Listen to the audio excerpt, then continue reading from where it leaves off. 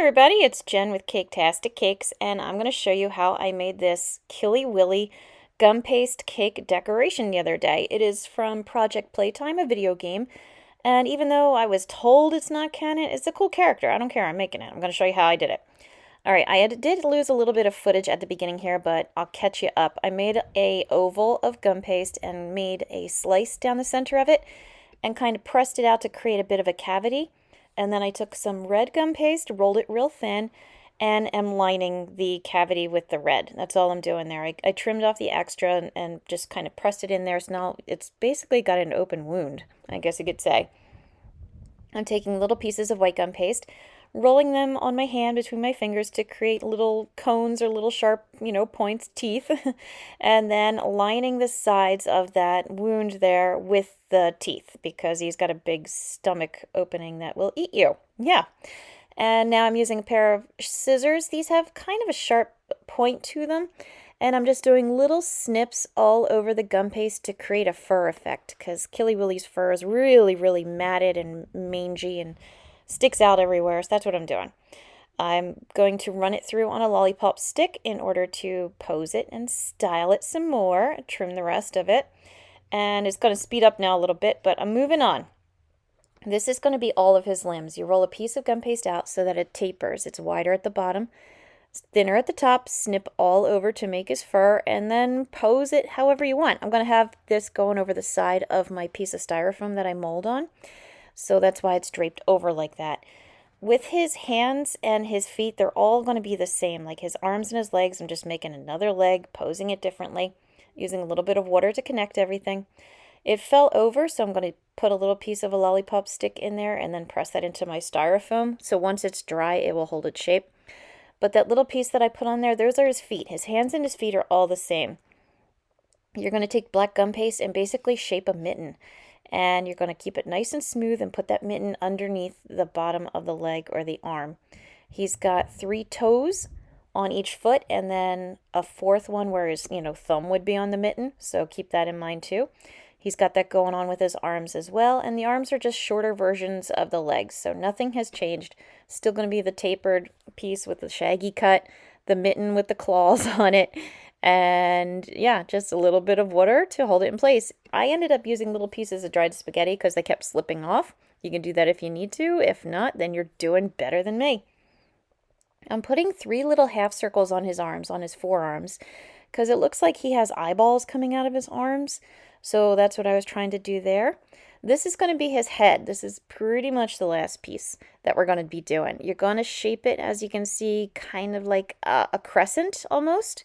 And you're going to take a couple really big nips out of the sides. He's got, again, very mangy hair on the sides, or fur, whatever it is. So I'm trying to really emulate that. You can see the picture there above what I'm making that I printed out as my piece to follow. And you can see how really, really shaggy he is. So his sides are really roughed up.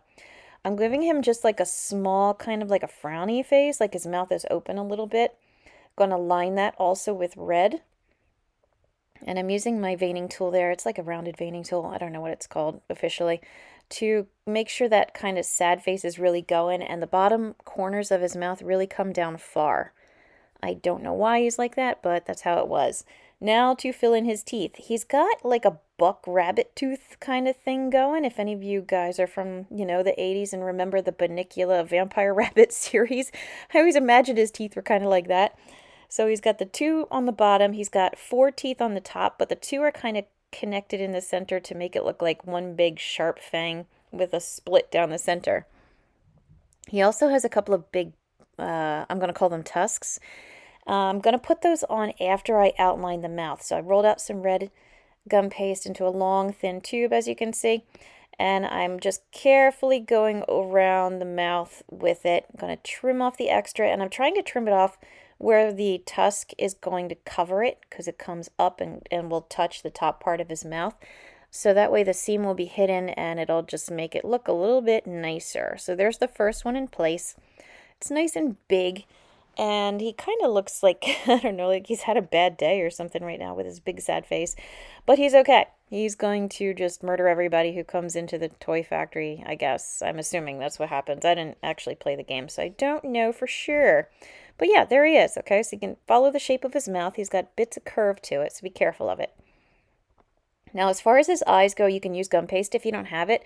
I have a bunch of white beads in different size, candy beads, so that's what I'm using. You're going to have one big one in the center, two medium-sized off to each side of your center one, and then two smaller ones underneath and toward the center a little bit of the other two. So I guess he's kind of like a spider, maybe, like a spider's mouth with, spider fangs or something. And that's how I imagine him anyway. And I liked how it looked because the beads were nice and shiny and glossy, but kind of milky, like he's been blinded, sort of like in a horror movie kind of effect to it. I think it looks cool.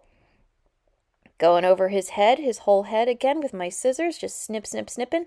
Make sure you don't snip anything important like the outline of the mouth or a tooth or knock his eye loose. I'm using that veining tool there to just kind of poke a hole in it so I have a pilot hole for when I place his head on. I also trim the stick down so it's not too long. And yeah, you put it on and then let him harden. Once this guy sets up, he's gonna be super cool. The way his head was sitting, it wasn't quite right, so I ended up trimming a little more to hide the lollipop stick that was peeking through.